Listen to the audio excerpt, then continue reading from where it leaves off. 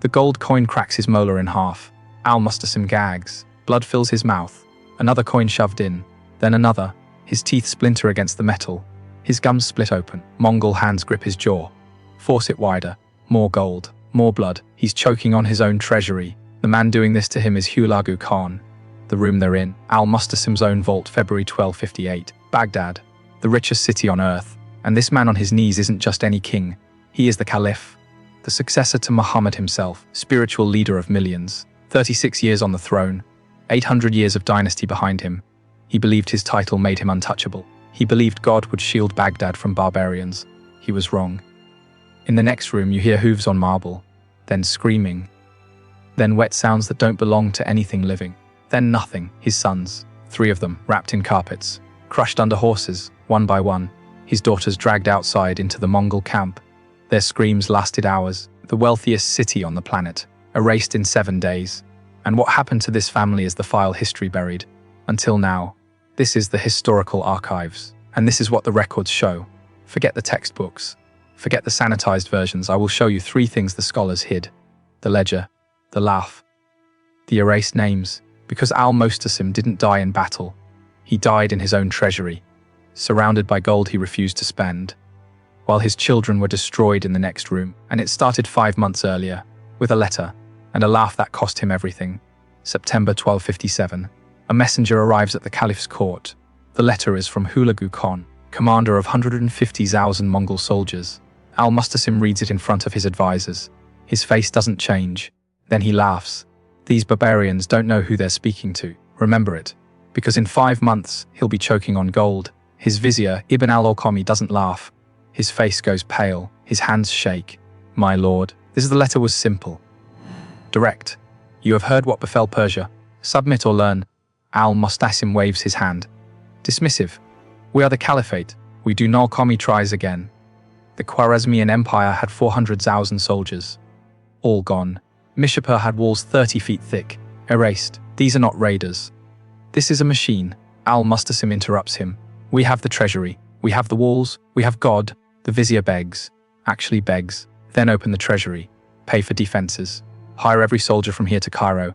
Al-Mustasim's expression hardens. The gold stays where it is. And there it is. The real villain, not Hulagu, not the Mongols. The ledger. Al-Mustasim had rooms of gold, vaults filled with silver.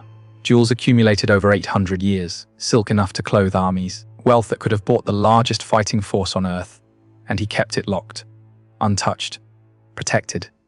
While the Mongols marched closer every day, because spending the treasury meant admitting he was afraid. And a caliph does not show fear. The title wouldn't allow it. The dynasty wouldn't allow it. So the gold sat in the dark, and the walls remained unprepared, and the soldiers went unpaid, and the storm gathered. 5 months later, January 1258, 150,000 Mongols surround Baghdad. The siege begins. Al-Mustasim watches from the palace.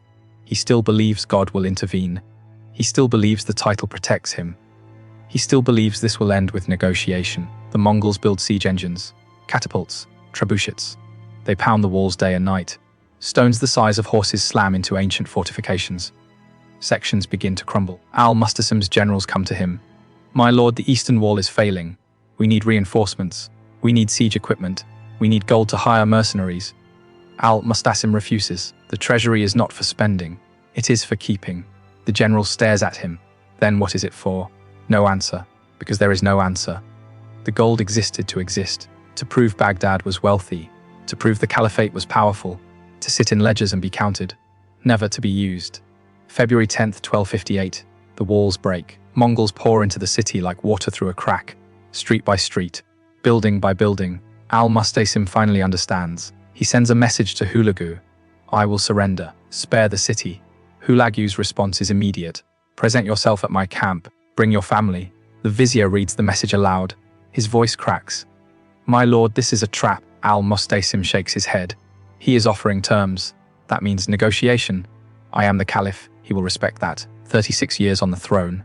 And he still doesn't understand. Titles mean nothing to men with swords. February 13th, 1258. Al-Mustasim walks out of Baghdad. He brings his 3 sons, his 3 daughters, 3,000 members of the court, ministers, scholars, generals, all unarmed.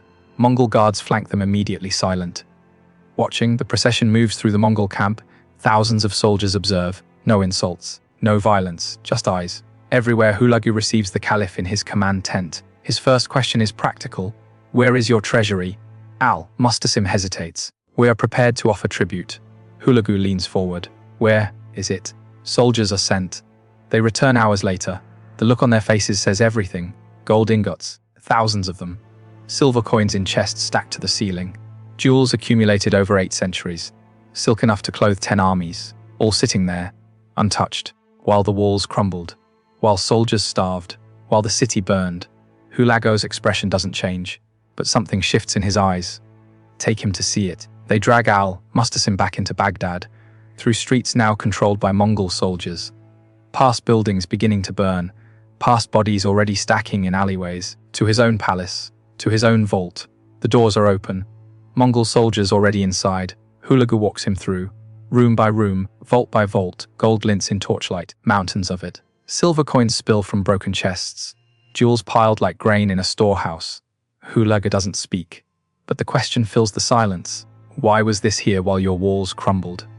Why was this locked away while your soldiers starved? Why did you protect metal instead of people? Al-Mustasim has no answer. His mouth opens. Nothing comes out. Hulagu stops in the center of the largest vault. He picks up a gold coin, holds it to the light. You love this more than your empire? He turns to face the Caliph. More than your army, more than your family. He pauses. Now you will taste it. Guards seize al-Mustasim, force him to his knees on the cold stone floor, surrounded by the gold he hoarded. While outside, his city burns. Mongol hands grip his jaw. Pry it open. The first coin goes in. Al-Mustasim tries to spit it out. They hold his mouth shut, push his jaw closed. His molar cracks against the metal. The sound echoes in the vault. Another coin, then another. His teeth splinter. His blood fills his mouth. Mixes with gold. They keep going. More coins forced past his teeth. Into his throat. His body convulses. Tries to reject what they're forcing in. But there are too many hands. Too much metal. Hulagu watches. No emotion on his face. You starved your army to fill these vaults. You let your walls fall to protect this gold. No, let it fill you. Let it be the last thing you taste. Al-Mustasim's stomach tears from within. The pain is cosmic, absolute. He collapses on the floor of his own vault. Blood and gold pour from his mouth. But they don't let him die. Not yet, because Hulagu has ordered the children brought in. And what comes next makes the gold seem like mercy. The doors open. 3 young men stumble in. Chains on their wrists. 23 years old, the eldest. The heir, Prince Ahmed, 21. The scholar, the poet, Prince Ali, 14. Still half a child, they see their father on the floor, blood on his lips. Gold coins scattered around him. The most powerful man they've ever known. Reduced to a broken thing gasping in a corner. Prince Mubarak tries to run to him. Mongol guards slam him back. Father! No response. The Caliph's eyes are open. But there's nothing behind them. Wherever his mind went, it's not coming back. Hulagu steps forward. He looks at the 3 boys. The way a butcher examines livestock before the blade. Where is your God now? Silence. The kind that fills a room when hope leaves it. Prince Mubarak steps forward. Maybe it's courage. Maybe it's pride. Maybe it's the last reflex of a prince who never learned to kneel. Allah will punish you for this. Hulagu doesn't laugh. Doesn't mock. He just nods slowly, like a teacher acknowledging a student's final answer. Then gives a quiet command in Mongolian. The guards move immediately. They grab Prince Mubarak first. He fights. Of course he fights. He's 23 years old and watching his world collapse. But there are too many hands. Too many soldiers. They throw him to the ground. A heavy Persian rug is unrolled beside him. Prince Ahmed sees it. His eyes go wide. No, please. Prince Ali doesn't understand yet. He's 14. He's never seen violence. The worst thing that ever happened to him was a strict tutor. He doesn't understand what the carpet means. Not yet. They begin wrapping Prince Mubarak inside the rug, layer after layer, tighter and tighter, until he can't move his arms, can't move his legs, can't turn his head, can barely breathe. His voice, muffled inside the wall, rises into desperate cries. Father! Father, help me! The Caliph doesn't move! Please, someone! Anyone! The carpet is laid flat on the cold marble floor. Mongol horsemen bring their war horses forward. Massive animals, trained for battle. Each one weighs more than 5 men. Prince Ahmed realizes what's about to happen. He screams, a sound that doesn't belong to a grown man, a child's scream. Pure terror. Prince Ali still doesn't understand. He's looking around, confused. Why are they bringing horses inside?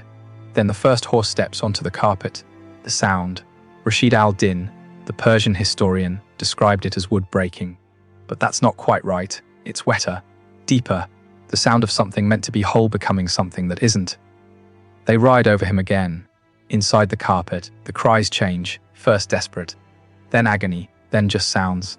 Animal sounds that don't belong to a human. Prince Ali understands now. He starts screaming, high-pitched, continuous, a scream that doesn't stop for breath. The horses make another pass.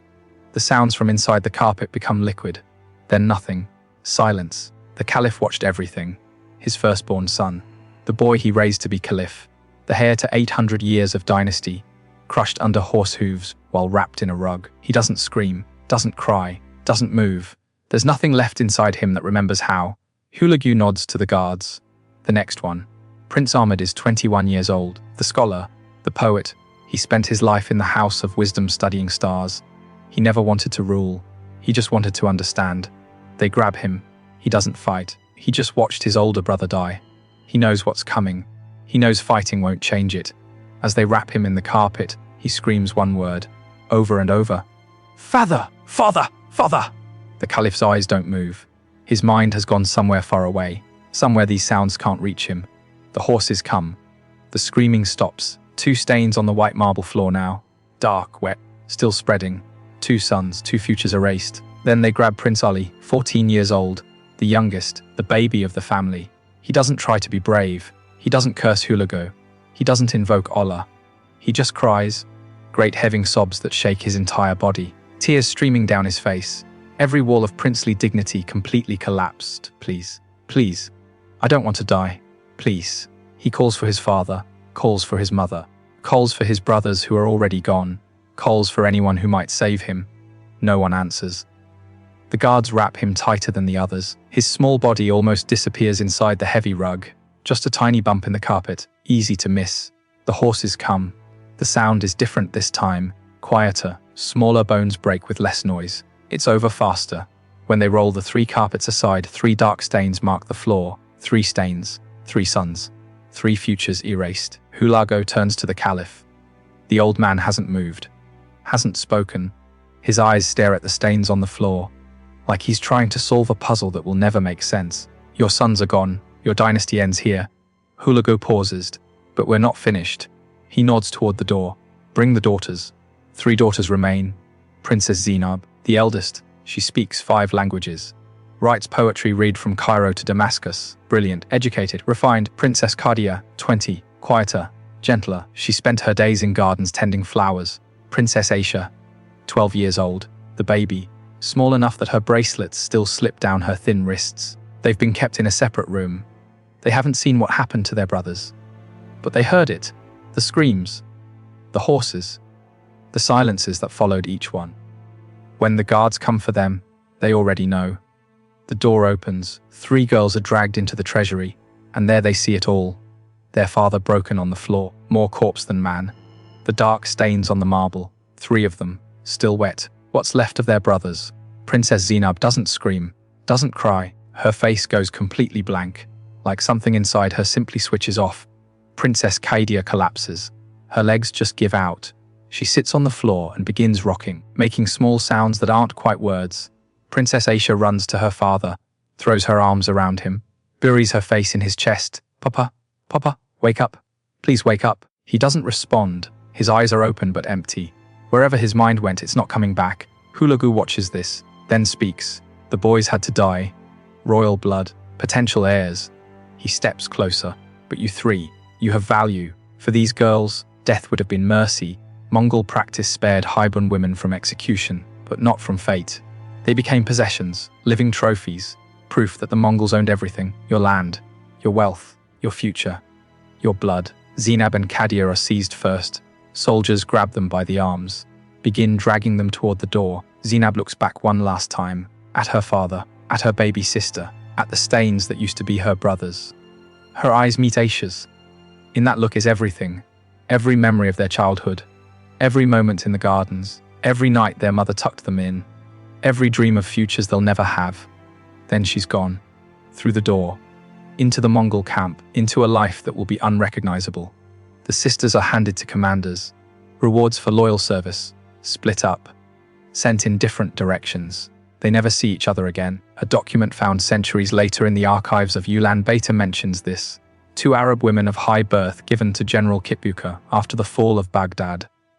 That's all. No names, no ages, no description of what happened to them. Just given, like furniture, like horses, like things. There are no records of their deaths, no graves, no children documented, no trace that they ever existed beyond that single line in a Mongol inventory.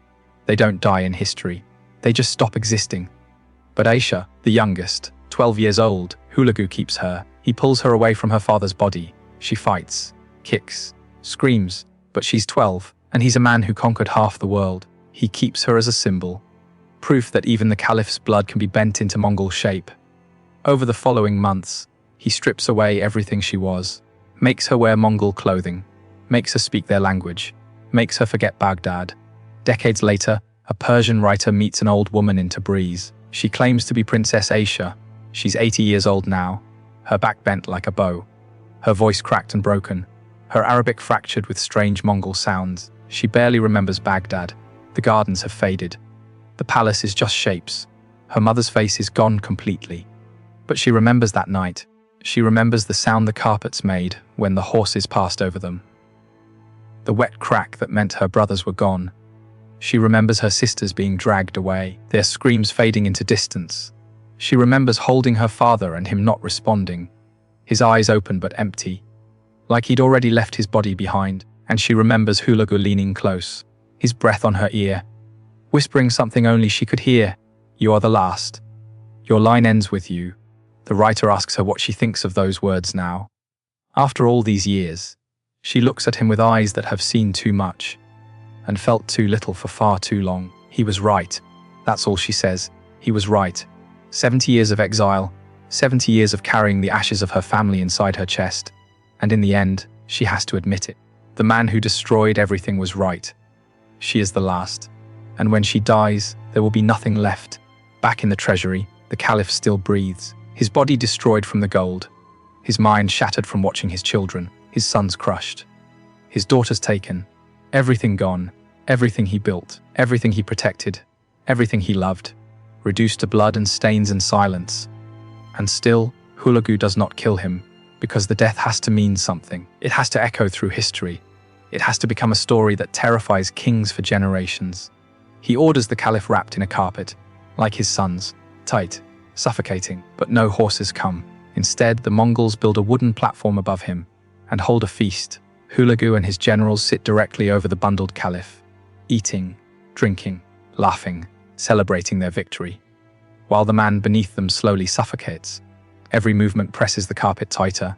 Every burst of laughter steals air from his lungs. Every toast celebrates the end of his bloodline. The feast lasts all night. When morning comes, they roll the carpet open. The Caliph's face is purple, eyes open, mouth frozen in a silent scream. No wound, no blood, just frozen proof of suffocation. The man who laughed at Hulagu's letter. The man who trusted his title to protect him. The man who loved gold more than his people. Dead on the floor of his own treasury. 800 years of the Abbasid dynasty, 37 generations, ended in one night. The horror doesn't stop at the treasury. Baghdad is dismantled systematically. Building by building, the House of Wisdom, the greatest library in the world, centuries of human knowledge, burned, books thrown into the Tigris River, so many that the water runs black with ink. Soldiers use ancient manuscripts as kindling. Medical texts 500 years old become fuel for cooking fires. Astronomical charts that map the heavens. Ashes, philosophy that shaped civilizations. Gone, a scholar named Ibn al-Fawati survives by hiding in a well for 3 days. When he crawls out, Baghdad is silent. The streets are covered with bodies. Dogs eat the dead because there's no one left to bury them. The Mongols kill systematically, street by street, house by house. They separate people into groups: scholars, merchants, craftsmen, women, children, each group executed in different locations. The killing is paperwork, organized, documented, efficient. Mongol clerks keep tallies. How many killed per district? How much wealth seized per building? How many survivors registered for slavery? The ledger doesn't stop during genocide. It continues. Precise, Detailed, death becomes accounting. Estimates vary on the dead. Some say 200,000, some say 800,000. The exact number was lost, but the Tigris River ran red for weeks. You could smell Baghdad from 20 miles away. The stench of decomposing bodies hung in the air for months. Within weeks, the story reaches Damascus. Within months, Cairo. Within a year, every king from Turkey to India knows exactly what happened. And exactly what happened to the man who thought his title protected him. Damascus surrenders without a fight. Aleppo sends tribute before the Mongols even arrive. The message is clear: resist and watch your family destroyed. Dewrapped in a carpet, submit, survive. Baghdad wasn't conquest, it was communication, a warning written in blood and gold and the screams of children. Some warnings only need to be sent once. Remember that laugh. September 1257. Al-Mustasim reads Hulagu's letter. These barbarians don't know who they're speaking to. 5 months later, he's choking on gold, his sons crushed in carpets, his daughters handed to generals like party favors, his dynasty erased. One moment of arrogance, one flash of pride, and everything gone. He believed his title made him untouchable. He believed God would protect Baghdad. He believed 800 years of history meant something to men with swords. He was wrong. Titles don't stop armies. Faith doesn't deflect arrows. Gold locked in vaults doesn't buy survival. He had everything he needed to fight. The wealth, the resources, the time. He just didn't believe he had to. The ledger killed him, not the Mongols. The obsession with keeping instead of using. The belief that numbers on paper equal power. That a full treasury matters more than full armies. The vault was his temple. The gold was his god. And when the real test came, neither saved him. But here's what the files don't tell you. The part that gets erased from textbooks. Baghdad's fall changed the calendar. Literally, Islamic scholars divided time into 2 eras. Before to Baghdad, the city rebuilt eventually. Buildings rose again. Markets reopened. But something fundamental broke that never healed. For 500 years, Baghdad was the center of human knowledge. The House of Wisdom held texts from Greece, Persia, India, China, mathematics, medicine, astronomy, philosophy, all translated, all preserved, all studied. After the Mongols, that was gone. Not just the books, the system that created them, the scholars who could read them, the students who would have learned from them, the next generation that would have built on them. Progress doesn't just stop, it reverses. Medical knowledge lost for 200 years, surgical techniques rediscovered in Europe centuries later, astronomical calculations that had to be recalculated from scratch. The Mongols didn't just kill people, they killed futures. Possibilities that would never exist now. Children who would have been born, never conceived. Books that would have been written, never started. Discoveries that would have been made, never imagined. An entire timeline erased. And it happened because one man laughed at a letter, because he trusted a title instead of reality, because the ledger mattered more than survival. Princess Zainab and Princess Kadia vanished into Mongol camps. No record of their deaths, no documentation of children, no evidence they existed beyond one line in an inventory. 2 Arab women of high birth. Given, that's their entire footnote in history. 25 years old and 20 years old, educated, refined, brilliant, reduced to a single word. Given, Princess Aisha lived 70 more years, survived into her 80s, died in exile, forgotten. Alone, the last living member of the Abbasid dynasty. When she died, the line ended. 800 years, 37 generations. Done. No descendants. No legacy. Her brothers were crushed. Her sisters disappeared. Her father suffocated under a feast table. And she lived long enough to watch it all fade. The palace, the gardens, her mother's face, everything except the sound of the carpets. That stayed with her until the end. The wet crack. The screams that stopped. 70 years later, and it was still the loudest thing in her memory. Now here's the file they don't show you. The Mongol invasion didn't just destroy Baghdad. It created a system, a playbook, make an example so horrific that everyone else surrenders immediately. Damascus saw what happened, opened their gates. Aleppo heard the stories, sent tribute. 1 city destroyed means 10 cities conquered without a fight. The math is simple. Kill 500,000 in Baghdad. Save yourself from killing 5,000 across the region. Terror becomes efficiency. Horror becomes strategy. The Mongols didn't invent this, but they perfected it. They documented it, systematized it, scaled it. And that system never died. It just changed names. In 1945, 2 Japanese cities experienced instant erasure, the message to the world. The same message Hulagu sent. Submit or learn what resistance costs. In 2003, American forces called it shock and awe, overwhelming force, immediate surrender, minimal prolonged conflict. The marketing changed. The strategy didn't. Make the first strike so devastating that the second strike becomes unnecessary. Baghdad fell again in 2003. Different invaders, same city, same calculation. The House of Wisdom was already gone. But the National Museum of Iraq held 170,000 artifacts, 7,000 years of human civilization, looted in 72 hours. Clay tablets from Sumeria smashed, Assyrian statues, shatter items that survived Mongols, Ottomans, British gone in 3 days, not by soldiers, by chaos, by the same collapse of order that follows every fall. History doesn't repeat, but the file stays open, the ledger, the laugh, the erased name, different dates, same pattern. Al-Mustasim's treasury is still there, by the way. The vault beneath the old palace, empty now, looted across centuries, but the room remains. Tourists don't visit it, it's not on maps, but it exists. The walls that watched a caliph choke on gold, the floor that held 3 stains where princes died, the space where daughters were dragged away screaming, still there, silent, waiting. You can't visit the House of Wisdom. That's ash in the Tigris. You can't find Princess Zainab's grave. There isn't one. You can't read the 36 generations of royal records, burned in 1258. But the vault remains. And so does the system. We just call it different things now. Deterrence, strategic dominance, calculated response, the language cleaned up, the method identical, destroy one completely, control 10 easily, make the cost visible, make the lesson permanent. Baghdad 1258 taught kings for 800 years. Don't laugh at the letter, don't trust the title, don't hoard gold while the walls crumble. Because the Mongols are always coming. They just wear different uniforms now, carry different flags, speak different languages, but the message stays the same: submit, or become the example. Al-Mustasim's name survived, his son's name survived, but his daughter's. Only Aisha's name exists in records. Zainab and Kadia appear in some texts, vanish in others. Even their names couldn't survive the erasure, the most complete death. Not just your body, not just your dynasty, your name, the proof you existed, gone. And here's the last file, the thing that keeps historians awake. We don't know how many people died in Baghdad: 200,000, 500,000, 800,000. The records conflict. The sources contradict, because the Mongols killed the record keepers too. The scholars who would have documented the deaths, dead. The scribes who would have counted the bodies, dead. The survivors who would have told the story, scattered, silenced, erased. So we're left with estimates, guesses, ranges so wide they're almost meaningless. Somewhere between 200,000 and 800,000 people died. That's 600,000 humans of uncertainty. The difference between a mid-sized city and a metropolis. We don't know. We'll never know.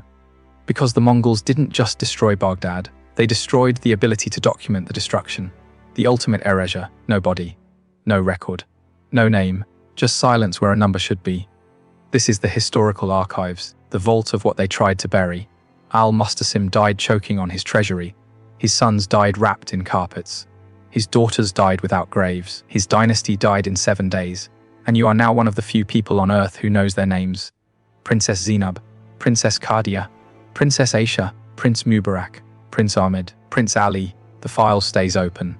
The names stay spoken. The erased stay remembered. That's the only way they survive.